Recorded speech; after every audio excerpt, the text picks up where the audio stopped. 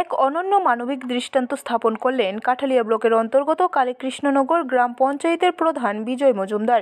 ওই পঞ্চায়েতের এক হতদরিদ্র শ্রমজীবী ব্যক্তি মনোরঞ্জন দাসের বর্তমানে মুমূর্ষু অবস্থা।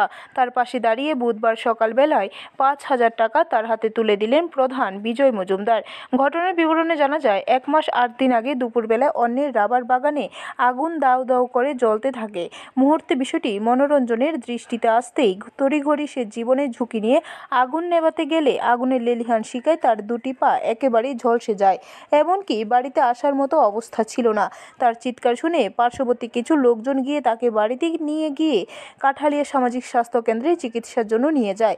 প্রাথমিক চিকিৎসার পর ডাক্তারবাবু পরামর্শ দিয়েছেন উন্নত চিকিৎসার জন্য, কিন্তু প্রশ্ন হচ্ছে অর্থের অভাবে সেই পরিপূর্ণ চিকিৎসা করা তার পক্ষে সম্ভব নয়।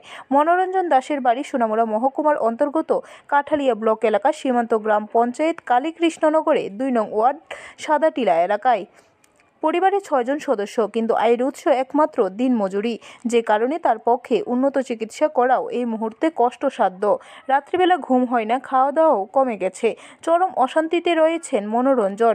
এই অবস্থায় পঞ্চায়েত প্রধান পাশে দাঁড়ান। তিনি আজ সংবাদকর্মীকে কাছে পেয়ে একান্ত সাক্ষাতে জানান, দেখুন, পঞ্চায়েতের প্রধান মানে শুধু গ্রামীণ এলাকার উন্নয়ন করাটাই শেষ কথা নয়। এই অসহায় ব্যক্তিটির অবস্থা দেখে আমি নিজেও হতবাক হয়ে পড়েছি। তাই মার্চ মাসের আমার যে সাম্মানিক ভাতা 5,000 টাকা, এই টাকাটা দিয়েছি প্রাথমিকভাবে, আপাতত চিকিৎসা খরচ বাবদ। প্রয়োজনে উন্নত চিকিৎসার প্রয়োজন হলে আরও অর্থ সংগ্রহ করে মানুষটাকে বাঁচিয়ে আনার চেষ্টা করব। এই সময় উপস্থিত ছিলেন অন্যান্যদের মধ্যে 2 নং ওয়ার্ডের 2 জন মেম্বারও।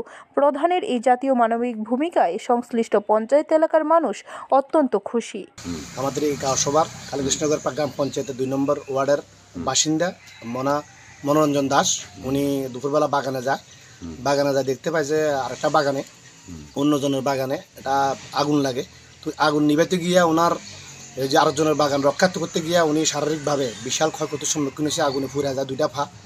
তো এই উপলক্ষে আমার যে ব্যক্তিগত যে একটা মাসিক যে সাম্মানিক ভাতা দেয় সরকার, ওই সাম্মানিক ভাতাটা ওনারে আমি আজকে দিতে আসি, যাতে করে উনি ক্ষুদ্র যাতে উনি একটা চিকিৎসা করতে পারে, প্রাথমিকভাবে একটা চিকিৎসা করতে পারে, এই লক্ষ্য উদ্দেশ্যকে নিয়েই আজকে।